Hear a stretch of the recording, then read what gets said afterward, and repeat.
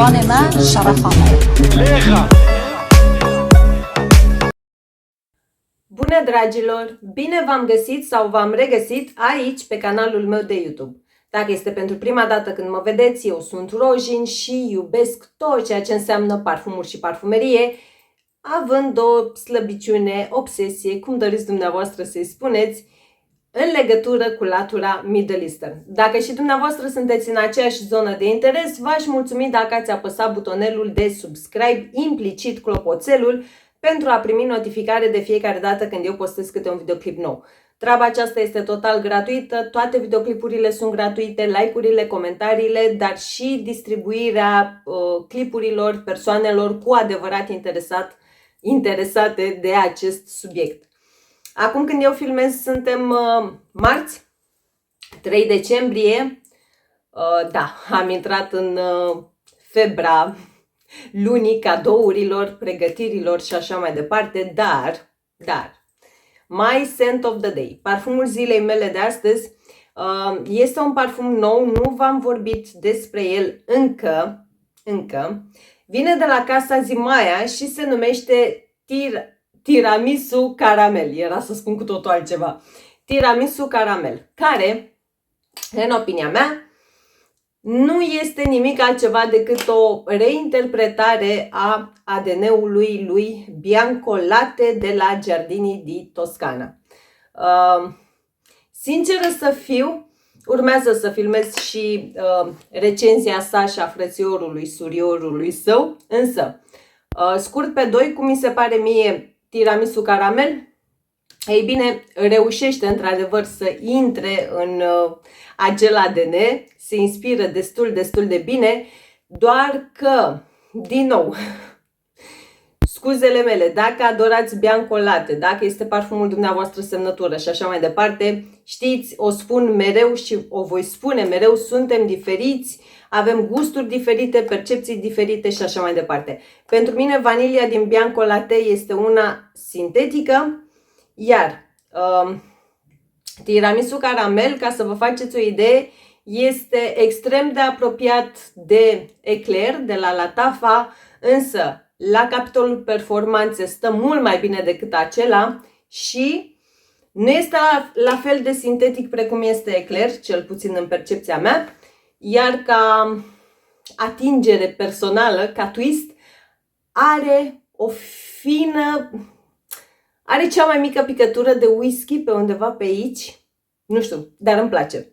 Per total îmi place și urmează să vă împărtășesc experiența mea în legătură cu această gamă nouă de la Zimaia în curând.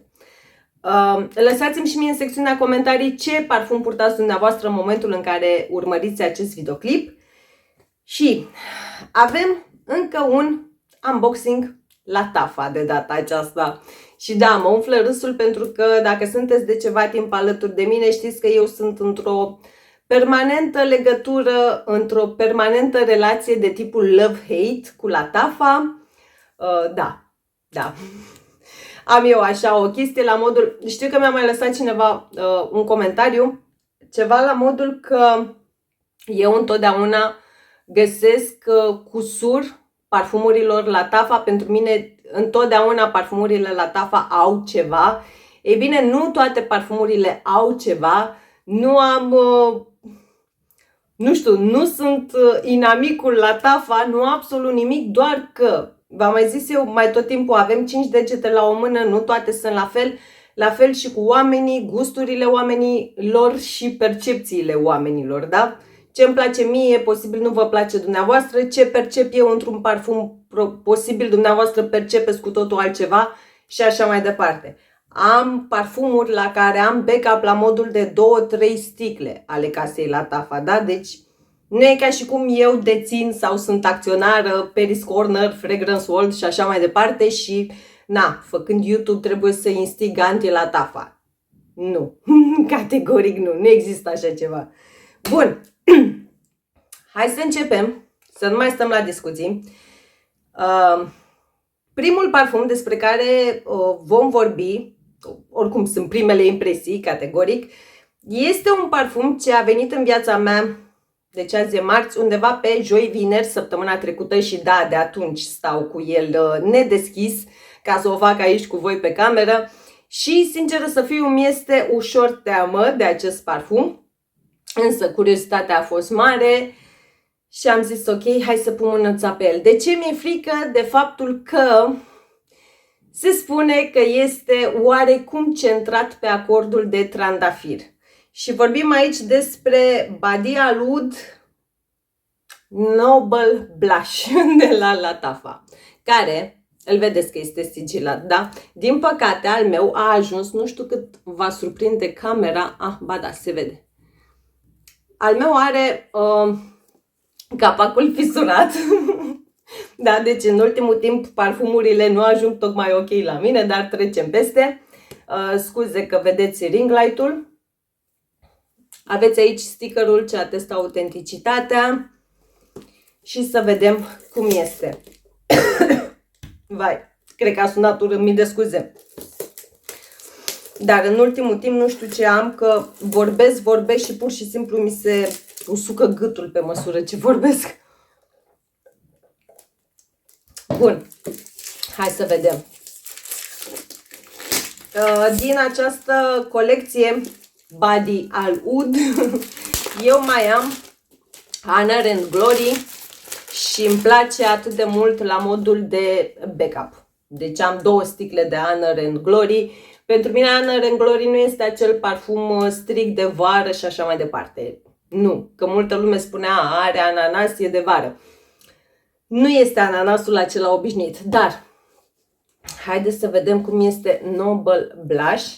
Aceeași sticluță, culoarea îmi place extrem de mult. Nu sunt eu o fetiță roz, cum se spune, însă chiar îmi place. Și da, acum veți, vai, dar e fisurat cam peste tot. Hai să vedem. Aici odată, fisura cea mai puternică. Este și aici, pe spate, fisurat. Da. Ok, asta este. Avem aici și chestia aceea, cardul acela cu notele, dacă nu mă înșel, dacă mi-aduc eu bine aminte. Da. Deci leșin. Haideți să vedeți. Ați văzut că l-am desigilat în fața dumneavoastră, da? Nu se pune problema a fi fake. Am aici stickerul ce atestă autenticitatea. Aici nu este absolut nimic. Iar dacă aveți ceva din gama Body Oud, știți că aici normal este un card în care aveți notele inserate. Ei bine, eu nu am nimic, am decât suportul acelui cartonaj. Bun, bun. Aia e, nu e problemă, Lattafa. Bun. Oricum, dumneavoastră vă las notele pe undeva pe ecran inserate și să vedem cum miroase. Da, da, capacul e fisurat bine de tot, acum se vede mult mai bine. Are acestea sus și jos foarte mari, dar are și dreapta-stânga peste tot. Ia să vedem. Da? Deci nu știu ce au făcut ei. N-aș vrea să-l rup definitiv. În fine, nu mai contează. Trecem peste capace, trecem peste cartonașe lipsă. Hai să vedem cum miroase. Atomizorul este ok, dar către final scuipă puțin, nu știu dacă vedeți. Nu se vede. Hai că parcă și-a revenit. Da, se simte un is de trandafir din start.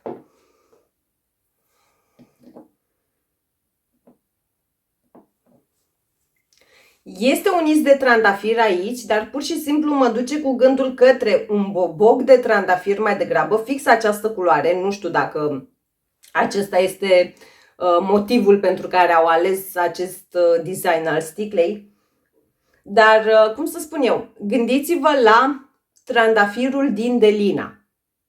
Bobocul acela, cum vi-l descriu eu de fiecare dată când vorbesc despre parfumurile inspirate din Delina. Este acel boboc de trandafir, fix această culoare.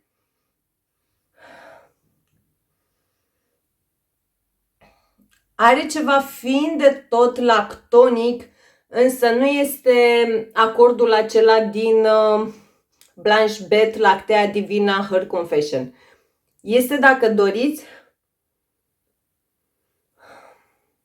se îndulcește din ce în ce mai tare. Rămăsesem la acordul acela să vă fac o comparație. Este un acord mai degrabă, mă umflă și râsul. Nu știu, nu-l percep ca lapte, pur și simplu, ci mai degrabă ceva mai dens, cum ar fi smântâna. Și nu râdeți, dar pur și simplu, nu știu, gândiți-vă mai degrabă la laptele acela condensat, da?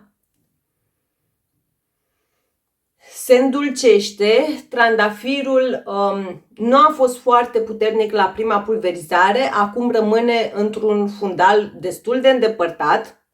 Nu aș putea spune că este genul acela de parfum floral, nu.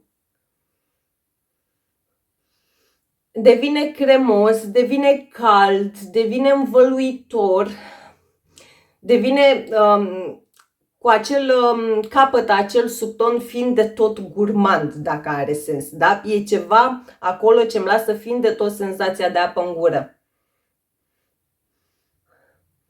Nu știu, și se simte acum o vanilie. Ia stați așa un pic. Da, da. Îmi cer scuze o secundă. O, da, e o vanilie divină, divină aici. Nu știu de ce. Nu, doar acordul de vanilie din Noble Blush e ceva ce mă duce cu gândul către Angam de la Lattafa. Vanilia de aici mi se pare extrem, extrem de apropiată, atât ca intensitate cât și ca structură, dacă doriți, de vanilia din Angam de la Lattafa, inspirația lor pentru Burberry Goddess. Și da, cred că aș încerca să fac layering cu acesta și Angam, dar până la layering, haideți să vedem ce mai pot descoase din el. Are și ceva subton lemnos, fiind de tot lemnos, dar acum nu știu, cum să spun eu, este ceva ce nu mă duce cu gândul către migdala propriu-zisă. Nu este acordul de migdale din V Patisserie / Italica, nu este acordul de migdale din Tom Ford Vanilla, nu este acordul de migdală din Ser de la Lattafa. Este mai degrabă, dacă doriți, genul de migdală lactonică, lapte de migdale, da? Izul acela de lapte de migdale. Deci, dacă vă temeți, cu ghilimelele de rigoare, de acordul de migdală, este ceva aici, dar este extrem, extrem de șters, dacă doriți, de fad, mai degrabă lactonic cremos, dacă are sens. Însă, nu știu, devine din ce în ce mai profund, dar profund la modul de vanilie, devine din ce în ce mai dulce. Nu aș putea spune că este dulcele acela copleșitor, bine, țineți cont și de faptul că eu port toate dulcegăriile, toate bombițele dulci și așa mai departe. Pentru mine nu e prea mult. Acum, dacă sunteți în zona parfumurilor blue, fresh, acvatice și așa mai departe, proaspete, s-ar putea să fie cam mult la partea de dulceață. Dar, nu știu, e genul de parfum, așa, la o primă impresie, cred că este perfect pentru vremea de acum, chiar dacă deschiderea te duce mai mult, adică mă duce mai mult cu gândul către perioada de primăvară, vară, dacă doriți. Ei bine, către dry down-ul final, e izul acela de bezea, dar bezea vanilată, dacă are sens. Nu știu, vanilia este regina, da, aici. Îl mai las un pic să vedem cum se așează, cum evoluează, însă din start îmi place. Mi-era teamă de el, exact cum v-am spus, fix datorită acordului de trandafir, însă dacă, nu știu, dacă iubiți ADN-ul Delina OG, da, prima variantă, și iubiți totodată și genul de vanilie din Angam de la Latafa sau parfumurile cu tentă lactonică, bezeloasă, pentru că este treaba aceasta din plin aici. Cu siguranță este un safe blind buy, însă accentuez din nou, cumpărați decant înainte, nu testați full size. Da, chiar îmi place, chiar îmi place. Îl mai lăsăm puțin, vedem cum se așează, vedem cum evoluează și revenim. Dar până atunci, Teriyaki Intense, fără nicio altă prezentare, care vine în acest format, stickerul care atestă autenticitatea, da? Totul ok, totul safe. Nu știu dacă sunteți mai noi pe canalul meu, vă las aici inserat unboxing-ul și primele impresii pentru prima variantă de Teriyak OG. Iubesc acel parfum. Da? Deci Teriyak OG pentru mine este la nivelul de obsesie și nu exagerez cu nimic, pentru că este printre puținele parfumuri la care eu am backup în cantitate de 3 sticle. Da? Deci am 3 sticle intacte de Teriyak din disperarea mea de a nu fi discontinuat de, nu știu, ador Teriyak, pentru mine nu este nimic prea mult, nici vara, nici primăvara, nici, da, îl pot purta oriunde și oricum. Haideți să vedem cum este Teriyak Intense. Are, din câte observ eu, același sleeve cum are și Teriyak, prima variantă. Este lansare 2024, la fel cum este și Noble Blush, doar că Teriyak Intense este creația maestrului Quentin Bish. Și am încercat să stau departe de recenziile acestui parfum și da, aceeași problemă ca la primul, nu iese trebișoara asta de aici.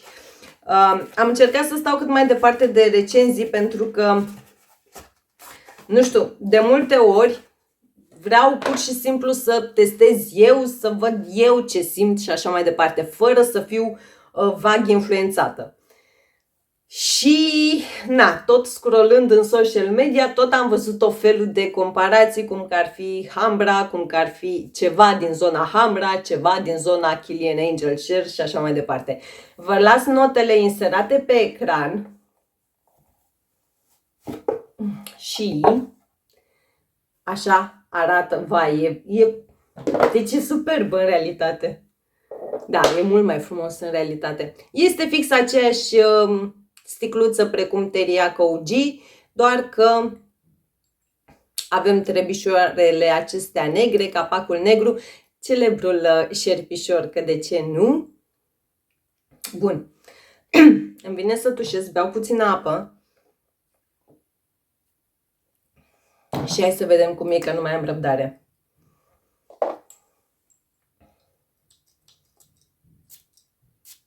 Atomizorul este mult mai fain decât la Noble Blush.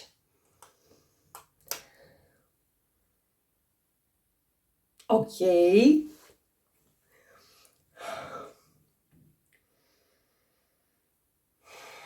Doamne Dumnezeule! Este total diferit. Deci este total diferit față de Teriyak prima variantă. Este intoxicant, este dens, este bogat, are subtonul acela buzii, este extrem de dark, nu are nicio legătură cu... Bine, acum știu că sunt persoane care consideră Teriyak prima variantă, cum să spun eu, senzual, extrem de dens și așa mai departe. Din nou, eu adorând parfumurile, vorba Radei de pe grupul meu de Facebook Freak Family, te pup Rada, eu adorând parfumurile care se simt din avion, pentru mine Teriyak prima variantă nu e dark, dens, prea mult, vai, și așa mai departe. Însă, În opinia mea, o să vă fac și un clip de tip versus între cele două, pentru că cel puțin acum, pentru o primă impresie, mi se par total diferite. Adică nu vă gândiți că este sucul din teriac intensificat. Nu, este cu totul și cu totul alt parfum aici. Are o fină adiere ce mă duce cu gândul către Vintage Radio de la Lattafa, posibil acordul acela de prună, pentru că da, se simte. Eram extrem de curioasă de pruna din acesta, dacă doriți. Da. Iar îmi vine să tușesc.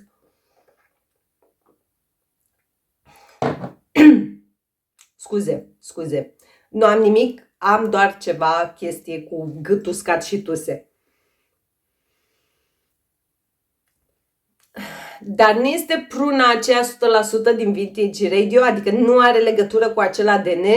Este mai degrabă genul de prună balsamică, rășinoasă, ambrat picantă, este condimentat, dar nu are nicio legătură cu Hamra, nu are nicio legătură cu Kilian Angel Share. Dacă un parfum este spicy, în special în legătură cu acordul de scorțișoară, da? Nu înseamnă că are legătură cu Hamra / Kilian Angel Share.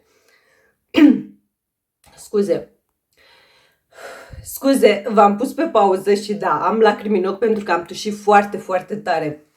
Și nu de la parfum, exact cum v-am spus și ați văzut și la Noble Blush și de fapt până să încep să le miros, am treaba aceasta cu tusea în ultimul timp. Vă spuneam că dacă într-un parfum se resimte iz de scorțișoară sau condimente, nu înseamnă că este inspirat din Hamra. De asemenea, cum nici dacă resimți un iz de whisky sau ceva boozy, nu este inspirat din Kilian Angel Share. Pentru mine, teriac intens nu are legătură ca și profil olfactiv nici cu Hamra, nici cu Angel Share. Este genul de parfum extrem de dens, de bogat, încă de la prima pulverizare. Este dulce, dar nu este la fel de dulce precum teriac OG. Nu are acordul acela de piele întoarsă pe care eu îl percep destul de clar în teriac, prima variantă. Și dacă teriac, în opinia mea, prima variantă, da? Este acel parfum feminin prin excelență, teriac intens este pur și simplu unisex. Este unisex, un domn îl poate purta oricând. Nu este nimic care să încline în latura feminină, în opinia mea. Nimic care să încline balanța în latura masculină. Este perfect pe linia de mijloc.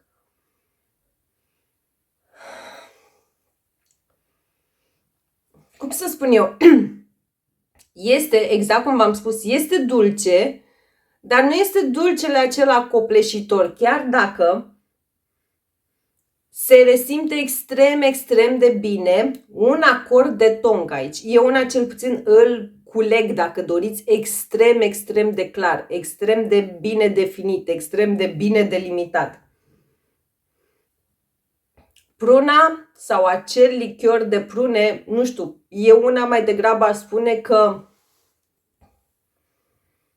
inițial se simte pruna aceea cărnoasă, fiind de tot condimentată, fiind de tot ambrată, cu ceva alcool undeva în fundal. Da? Dar când spun alcool, este vorba de iz boozy, nu alcool din anumite parfumuri la prima pulverizare. Dar da, categoric îmi place și categoric, cel puțin acum pentru o primă pulverizare, nu aș putea să aleg între teriac intens și teriac. Nu, eu sunt genul care le iubesc pe amândouă, le vreau pe amândouă. Categoric din teriac intens va mai veni o sticlă în viața mea să fie acolo. Pentru că da, este, și nu știu cum să spun, are ceva aparte, ori chestia asta fiind de tot boozy și partea aceea fiind de tot ambrat, condimentată, are ceva care mă duce cu gândul că e genul de parfum pentru vreme rece. exact cum v-am spus, față de teriac OG, adică prima variantă, eu l-am putut purta oricând. Bine, nu vara pe 40 de grade. L-am purtat și vara, dar seara și exact cum v-am terorizat eu, undeva în spatele umerilor, zona cefei, mult mai puține pulverizări. Însă, teriac intens, exact cum v-am spus, pentru mine și pentru percepția mea, este ambrat condimentat, însă nu mă duce în zona lui Hamra, adică eu cel puțin delimitez, dacă doriți, aceste profiluri olfactive. Nu pot spune că are ceva din Hamra strict. Nu. Exact cum v-am spus și mai înainte, orice parfum ambrat picant fiind condimentat nu este Hamra. De asemenea, precum nici orice parfum care are acel izbuzi nu este Kilian Angel Share.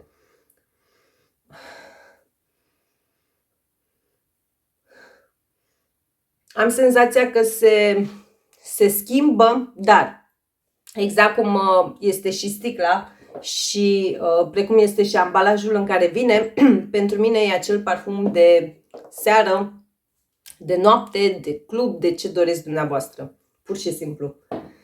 Bun. Vai, am făcut clipul praf cu tusea asta.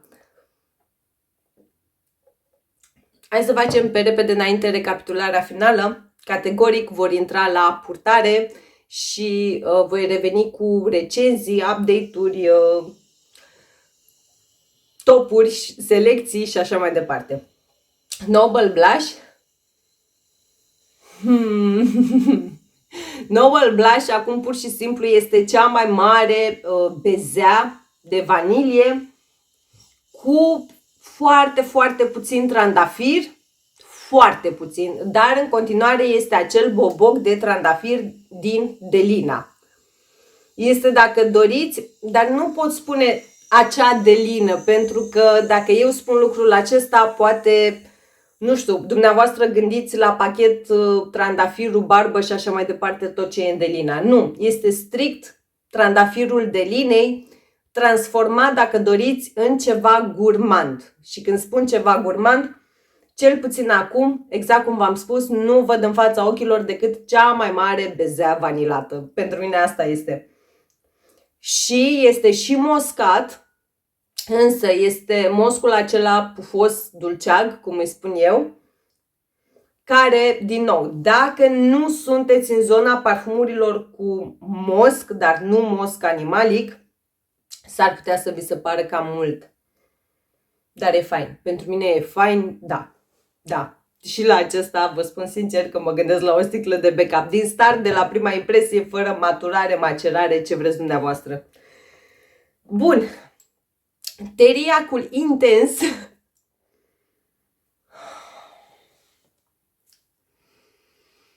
Acum nu știu, vedeta în momentul de față este, dacă în Noble Blush v-am zugrăvit o bezea mare, vanilată, cu ceva trandafir, ei bine, în teriac intens încercați să vizualizați cel mai mare bob de tonka.